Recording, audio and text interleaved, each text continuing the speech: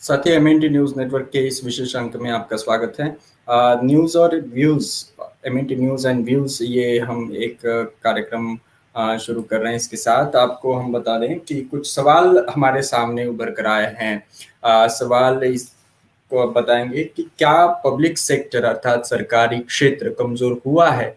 ये हम सब लोग मान रहे हैं, लेकिन ये एक बहुत बड़ा गंभीर सवाल है। और क्या प्राइवेट सेक्टर के भरोसे देश का जीडीपी रहेगा? क्या जीडीपी जो है ये पब्लिक जीडीपी के क्षेत्र में, जीडीपी में पब्लिक सेक्टर अर्थात सरकारी क्षेत्र की भूमिका नहीं रही है? ये सवाल है, क्योंकि नीति आयोग के जो वाइस चेयरमैन है राजीव कुमार, उन्होंने अभी हाल ही में बयान दिया है। उन्होंने कहा कि अब तक देश के विकास में पब्लिक सेक्टर के एंटरप्राइजेस की बड़ी भूमिका होती थी, लेकिन अब इसकी जगह प्राइवेट सेक्टर ने ली है। ये नीति आयोग के जो वाइस चेयरमैन है राजीव कुमार, उनका ये बयान है। नीति आयोग के राजीव कुमार ने जो बात कही है, नीति आयोग के वाइस चेयरमैन ने ये कबूल किया एक प्रकार से कि देश में पब्लिक सेक्टर से ज्यादा प्राइवेट सेक्टर ताकतवर हुआ है। नीति आयोग के जो वाइस चेयरमैन है राजीव कुमार, उन्होंने हाल ही में merchant chamber of commerce and industry द्वारा आयोजित एक वेबिनार में यह कहा कि अब तक देश के विकास में पब्लिक सेक्टर के एंटरप्राइजेस की बड़ी भूमिका होती थी, लेकिन अब इसकी जगह प्राइवेट सेक्टर ने ली है। राजीव कुमार का ये जो बयान है, ये अपने आप में साबित करता है कि सरकारी क्षेत्र, सरकारी तंत्र अर्थात पब्लिक सेक्टर कंपनियों का क्षेत्र ये जो है कमजोर हुआ है। राजीव कुमार ने जो कहा उसको ध्यान से समझना जरूरी है।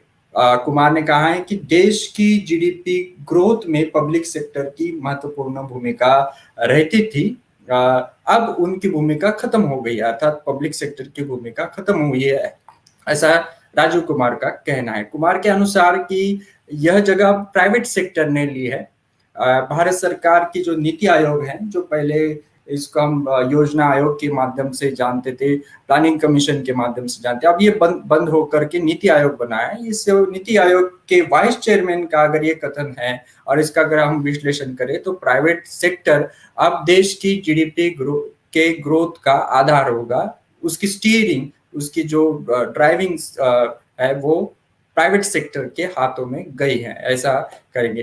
लेकिन आपको हम ये भी बताना चाहेंगे कि जीडीपी जो है ये प्राइवेट सेक्टर के भरोसे रखना, ये संविधानवादी जो अर्थशास्त्री है उनकी दृष्टि से खतरनाक है, उनकी दृष्टि से ये सही नहीं है, ऐसा संविधानवादी जो अर्थशास्त्री हैं वो मानते हैं।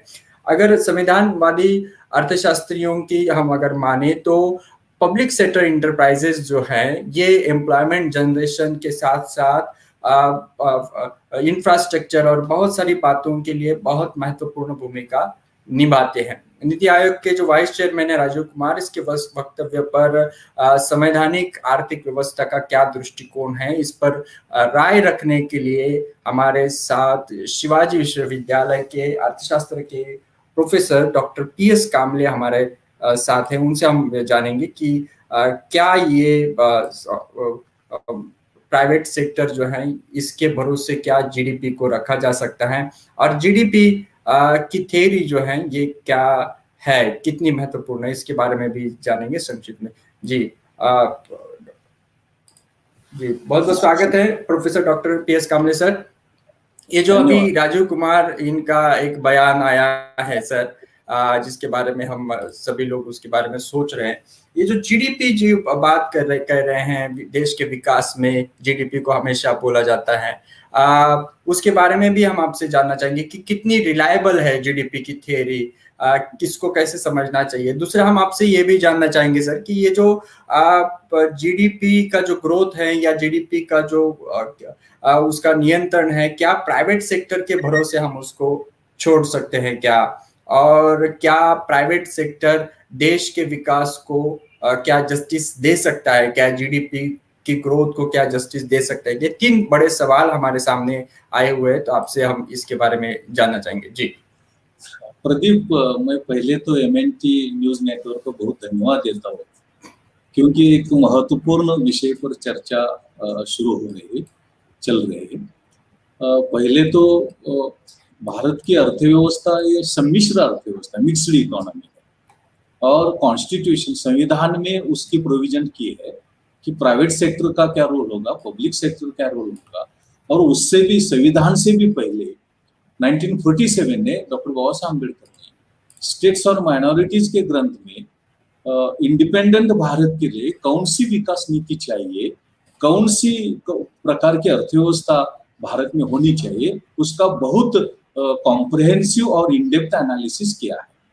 और बाबा साहब ने कहा है कि भारत के लिए, अगर इस भारत की डाइवर्सिटी ध्यान में लेंगे, सोशियो इकोनॉमिक डिस्पैरिटीज अगर ध्यान में लेंगे, तो भारत के लिए मिश्र अर्थव्यवस्था, मिश्रित अर्थव्यवस्था, मिक्स्ड इकोनॉमी ही प्रॉपर है। ये कैपिटलिस्ट इकोनॉमी और सोशलिस्ट इकोनॉमी वो टू एक्सट्रीम ये होंगे, इसके वो सम्मिश्र कॉम्बिनेशन होगा। वो कॉम्बिनेशन मिश्रित अर्थव्यवस्था, सम्मिश्र अर्थव्यवस्था, मिक्स्ड इकोनॉमी अप्रोप्रिएट होगी, सुटेबल होगी। और इस विचार से भारत के संविधान में डॉक्टर बाबा साहब अम्बेडकर ने मिश्रित अर्थव्यवस्था का प्रोविजन किया है। पब्लिक सेक्टर का रोल क्या है, प्राइवेट सेक्टर का रोल क्या है, केंद्र सरकार, सेंट्रल गवर्नमेंट का रोल क्या है, स्टेट गवर्नमेंट का रोल क्या है, ड्यूटीज एंड रिस्पॉन्सिबिलिटीज क्या है सेंट्रल गवर्नमेंट के, स्टेट गवर्नमेंट के, रेवेन्यू सोर्सेस क्या है, महसूल के स्रोत क्या होंगे, और खर्चे क्या बाबी, आइटम्स ऑफ एक्सपेंडिचर क्या होंगे, ये सब जानकारी, ये सब प्रोविजंस डॉक्टर बाबा साहब अम्बेडकर ने संविधान में किया है। अब हम करंट इश्यू के बारे में बोलेंगे तो ऐसा लगता है, मुझे तो मेरा ओपिनियन ये है कि प्लानिंग कमीशन का रिप्लेसमेंट, प्लानिंग कमीशन के बाद ये नीति आयोग आया है। ये नीति आयोग प्राइवेट सेक्टर को डोमिनेंट रोल देने वाला, प्रोमिनेंट सेक्टर, प्राइवेट सेक्टर को प्रोमिनेंट करने वाला है, ऐसा मुझे लगता है। क्योंकि जब नीति आयोग आ गया है, इससे आगे पब्लिक सेक्टर का रोल बहुत कम हो रहा है।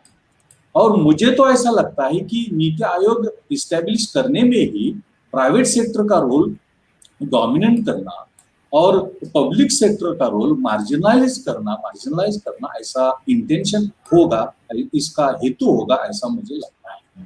और इसी हिसाब से नीति आयोग काम कर रही है और पब्लिक सेक्टर का डोमिनेशन कम हो रहा है। पहले वो अच्छा था, पहले पंचवार्षिक योजना में, दूसरा पंचवार्षिक योजना में 90 से आगे, 90 से प्रीवियस अच्छा था, 90 के बाद कम हो गया है। लेकिन नीति आयोग जैसा सेटअप हो गया, स्थापन हो गया, उससे आगे सब प्राइवेट सेक्टर का डोमिनेशन और पब्लिक सेक्टर का मार्जिनलाइजेशन हो रहा है।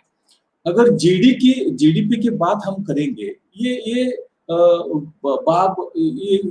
इश्यू जाहिर है, ये बात जाहिर है कि जब प्राइवेट सेक्टर का डोमिनेशन होता है और पब्लिक सेक्टर का मार्जिनलाइजेशन होता है, तो जीडीपी में कंट्रीब्यूशन प्राइवेट सेक्टर का ज्यादा रहता है, पब्लिक सेक्टर का कम रहता है।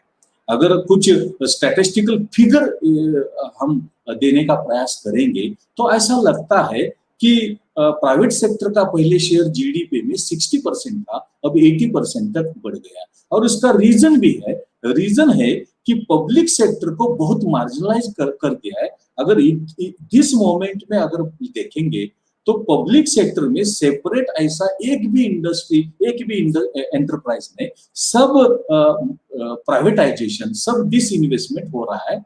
अगर 21-22 का बजट हम देखेंगे तो सब प्राइवेटाइजेशन के प्रोविजंस है, सब public sector enterprises, public sector industries privatise करने का इंटेंशन गवर्नमेंट का दिखाई दे रहा है। और गवर्नमेंट ने अनाउंस भी किया है कि in coming future all nationalised banks उसको प्राइवेट करेंगे, ऐसा भी अनाउंसमेंट कर दिया है। उसके बहुत से विपरीत परिणाम, इविल कॉन्सिक्वेंसेस सोसाइटी में होंगे, एक्सक्लूजन पे होंगे, ये marginalize socio economic deprived communities में होंगे, ये हमें ध्यान में लेना चाहिए। क्योंकि पब्लिक सेक्टर है वो सोशल वेलफेयर के लिए काम करती है और प्राइवेट सेक्टर है वो प्रॉफिट के लिए काम करती है। और प्राइवेट सेक्टर सोशल वेलफेयर का कोई भी विचार नहीं कर सकती, ऐसा हो रहा है नीति आयोग स्थापन करने के बाद। जीडीपी के बारे में ये अगर हम देखेंगे पब्लिक सेक्टर क्या करता है कि सोशली मार्जिनलाइज कम्युनिटीज को, schedule caste, schedule tribe, OBC, backward communities, उसको विकास के मेन स्ट्रीम में लाने का प्रयास करता है।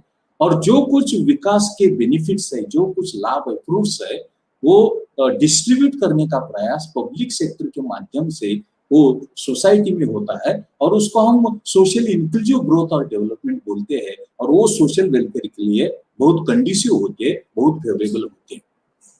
नीति आयोग से के बाद हम प्राइवेट सेक्टर को बहुत डोमिनेट कर रहे हैं, और इसलिए ये अगर प्राइवेट सेक्टर का और सोशल वेलफेयर का और सोशल इंक्लूजन का रिलेशनशिप देखने का प्रयास करेंगे, तो ऐसा मुझे लगता है कि बहुत एक्सक्लूजन हो रहा है, और ग्रोथ और डेवलपमेंट के बेनिफिट्स है, वो बेनिफिट्स ये मार्जिनलाइज ग्रुप को, schedule caste, schedule tribe, OBC, backward communities को मिल नहीं रहे, और विकास के प्रवाह से वो फेंक जा रहे हैं, एक्सक्लूड हो रहे हैं। इसलिए क्या हो रहा है, पॉवर्टी बढ़ रही है, गरीबी बढ़ रही है, बेकारी, बेरोजगारी बढ़ रही है, अनएम्प्लॉयमेंट बढ़ रही है। On the contrary, economic inequalities, विषमता बहुत बढ़ रही है।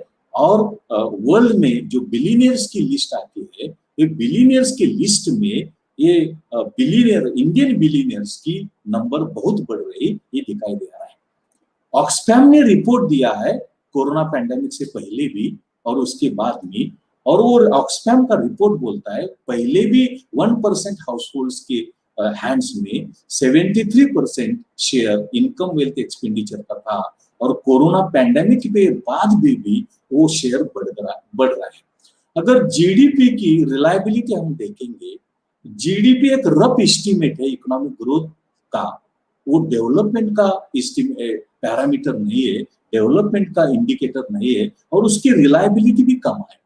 रिलायबिलिटी कम क्यों है कि जीडीपी सिर्फ देश में जो वस्तु और सेवा, गुड्स एंड सर्विसेज, चीजें का जो प्रोडक्शन होता है उसका एस्टिमेट करता है।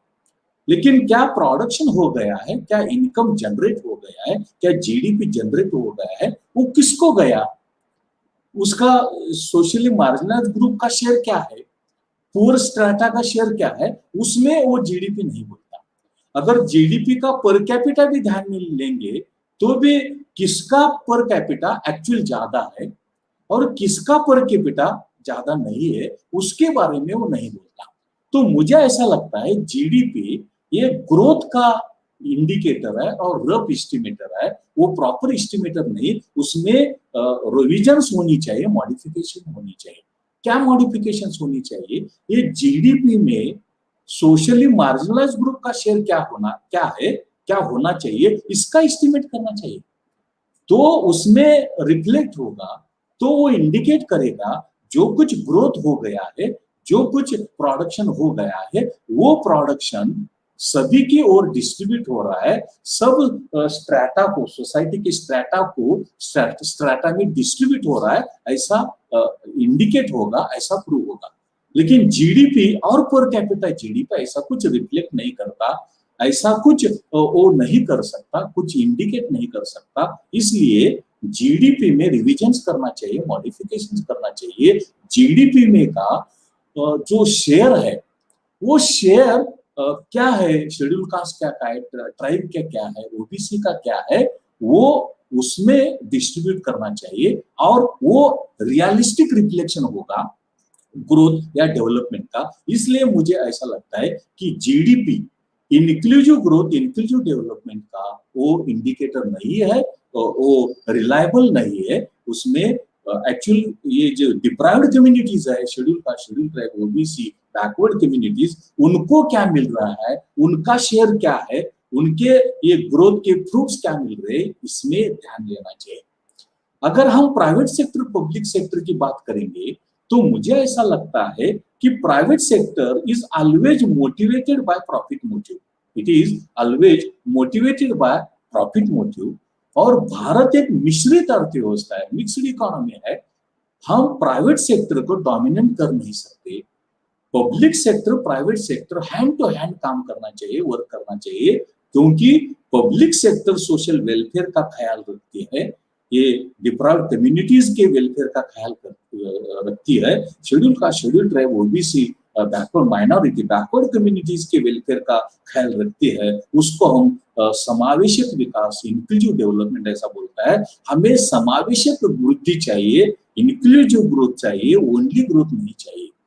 इसलिए प्राइवेट सेक्टर का डोमिनेशन भारत में होना वो खतरनाक है। खतरनाक है क्योंकि ये जो डिप्राइव्ड कम्युनिटीज है सोशली, उनको ये विकास के, वृद्धि के प्रवाह से बाहर फेंक दिया जाता है।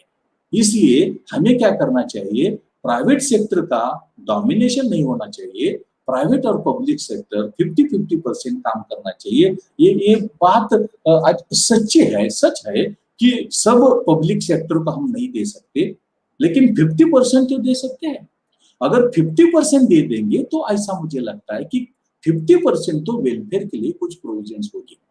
लेकिन हम अगर सब प्राइवेट सेक्टर को दे देंगे और पब्लिक सेक्टर को जीरो करेंगे, पब्लिक सेक्टर को मार्जिनलाइज करेंगे, ऐसा इसका मीनिंग है। अगर 80% कॉन्ट्रीब्यूशन प्राइवेट सेक्टर का है, इसका मीनिंग ये है कि 80% सोशल वेलफेयर का विचार नहीं हो सकता, 20% ही विचार हो सकता है। लेकिन इंडिया पॉपुलेशन में ये डिप्राइव्ड कम्युनिटीज का शेयर बहुत से ज्यादा है, और इस हिसाब से हमें जीडीपी की ओर देखना चाहिए और प्राइवेटाइजेशन को अब रिस्ट्रिक्ट करना चाहिए, प्राइवेटाइजेशन को अब खत्म करना चाहिए। पब्लिक सेक्टर और प्राइवेट सेक्टर वो हैंड टू हैंड जाना चाहिए, 50-50% जाना चाहिए। ये क्या होता है, प्राइवेट सेक्टर का जब डोमिनेंट होता है और जीडीपी में उसका शेयर बढ़ जाता है, उसमें अनएम्प्लॉयमेंट बढ़ जाती है, क्योंकि प्राइवेट सेक्टर को पब्लिक प्रॉफिट अर्न करने के लिए, प्रॉफिट मैक्सिमाइजेशन करने के लिए वो काम करती है, सोशल वेलफेयर पे नहीं। इसलिए एम्प्लॉयमेंट जनरेशन नहीं होती, रोजगार निर्मित नहीं होती, रोजगार निर्मित नहीं होती तो डिप्राइव्ड कम्युनिटीज को इनकम नहीं मिलता, काम नहीं मिलता, तो उनकी पॉवर्टी, गरीबी बहुत बढ़ रही है, बेरोजगारी बहुत बढ़ रही है। और ऑन द अदर हैंड, दूसरे हाथ ये हो रहा है, इनइक्वालिटीज बहुत बढ़ रही है। सब संपत्ति उत्पन्न और उपभोग का हिस्सा सब श्रीमंत लोगों के, बड़े लोगों के हाथ में केंद्रित हो रहा है, इनइक्वालिटीज बढ़ रही है। तो मुझे ऐसा लगता है ये रिलायबल नहीं है, उसको उसमें बहुत हम रिलाय नहीं होना चाहिए, डिपेंड नहीं होना चाहिए। इसमें से ये डिप्राइव्ड कम्युनिटीज का शेयर पहले ध्यान में लेना चाहिए और सोशल वेलफेयर के लिए कुछ प्लान करना चाहिए, एम्प्लॉयमेंट की ओर ध्यान देना चाहिए, बेरोजगारी नियंत्रित करने के लिए ध्यान देना चाहिए, और इनइक्वालिटी डॉक्टर साहब जी, आपसे मैं ये जानना चाहूंगा, एक संक्षिप्त में हम अभी समाप्त कर रहे हैं ये सेशन। राजीव कुमार ने अपने बयान में बहुत सारी बातें, वेबिनार में काफी सारी बातें कही, उसमें उन्होंने स्वास्थ्य सुविधाओं की, जो हेल्थ केयर सिस्टम है उसकी बात कही, गरीबी की बात कही है, शिक्षा क्षेत्र में सबको शिक्षा की बात कही है। तो क्या आपको लगता है कि ये निजी क्षेत्र जो है ये सारी चीजों को न्याय दे पाएगा? मुझे प्रदीप बहुत अच्छा क्वेश्चन आपने पूछा है। एजुकेशन, हेल्थ, एम्प्लॉयमेंट, पॉवर्टी, उन्होंने एग्रीकल्चर की भी बात की, एग्रीकल्चर सुधार की भी बात की। ये सब सोशल इश्यूज है, ये सब सोशल सेक्टर का मामला है, और प्राइवेट सेक्टर इसकी देखभाल नहीं कर सकता। प्राइवेट सेक्टर एजुकेशन का देखभाल नहीं कर सकता, प्राइवेट सेक्टर हेल्थ का देखभाल नहीं कर सकता, उसके लिए पब्लिक सेक्टर ही होना चाहिए। और हमें कोरोना पैंडेमिक में दिखाई दे गया कि पब्लिक सेक्टर ने ट्रीटमेंट दे दिया कोविड का, प्राइवेट सेक्टर ने नहीं दिया। और वो जो मेडिकल का बिल अगर हम देखेंगे वो लैक्स ऑफ रुपीज में है प्राइवेट हॉस्पिटल के। ये सोशली मार्जिनलाइज ग्रुप वो नहीं दे सकता, वो पे नहीं कर सकता। और क्या हो रहा है कि हेल्थ के लिए गवर्नमेंट बहुत कम एक्सपेंडिचर कर रहा है, 1% ऑफ जीडीपी सेंट्रल और स्टेट गवर्नमेंट का एक्सपेंडिचर है। और एजुकेशन में अभी 6% अब नहीं जा रहे, उस 3%, 3.4% हम एजुकेशन पे खर्च कर रहे हैं। अगर हम प्राइवेट सेक्टर के एजुकेशन और ग्रोथ का डेवलपमेंट और सोशली मार्जिनलाइज्ड ग्रुप को जस्टिस देने का प्रयास करेंगे तो कभी भी वो शक्य नहीं है, इम्पॉसिबल है, अशक्य है। ये वो सोशल वेलफेयर के लिए, डेमोक्रेसी के लिए, सोशल जस्टिस के लिए, इक्विटी के लिए, इक्वेलिटी के लिए वो खतरा है। ऐसा कभी भी ये शक्य नहीं हो सकता। ये सब मिसगाइड है, ऐसा मुझे लगता है। प्राइवेट सेक्टर से जी। हम एजुकेशन नहीं बढ़ा सकते, हेल्थ सेक्टर नहीं बढ़ा सकते, एम्प्लॉयमेंट नहीं बढ़ा सकते, सोशल वेलफेयर हम नहीं बढ़ा सकते, इनइक्वालिटी नहीं कंट्रोल कर सकते। इसलिए मिश्रित अर्थव्यवस्था, पब्लिक सेक्टर और गवर्नमेंट का रोल सेंट्रल और स्टेट का होना चाहिए, ऐसा मुझे लगता है। जी, बहुत-बहुत धन्यवाद सर, हमारे साथ इस महत्वपूर्ण मुद्दे पर बात करने के लिए। आपसे हम आगे भी ऐसे ही महत्वपूर्ण मुद्दे पर आपकी राय लेते रहेंगे। बहुत-बहुत धन्यवाद। Thank you very much sir. Thank you very much. Means a thank lot. Thank you. You. Sir thank you.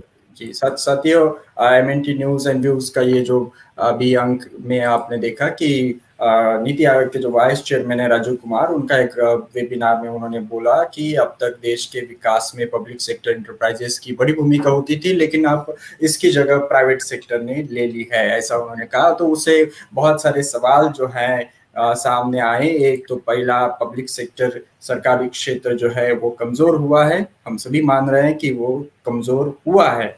और क्या, दूसरा सवाल ये है कि क्या प्राइवेट सेक्टर के भरोसे जीडीपी रहेगा, और जीडीपी की जो वर्तमान थियरी है, वर्तमान नीति है, वो क्या सही है, ये भी सवाल हमारे सामने है। और देश की जीडीपी में क्या अब पब्लिक सेक्टर, सरकारी क्षेत्र की भूमिका नहीं रही। तो आज हमने बातचीत की इस बारे में डॉक्टर पीएस कामले जी के साथ। साथियों, इस वीडियो को आप शेयर कीजिए अधिक से अधिक लोगों के साथ, और आपकी राय भी कमेंट बॉक्स में लिखिए, आपके विचार भी कमेंट बॉक्स में लिखिए। बहुत बहुत धन्यवाद हमारे साथ जुड़ने के लिए। Thank you. जय भीम, जय थैंक यू। पुण्यवासी। Thank you.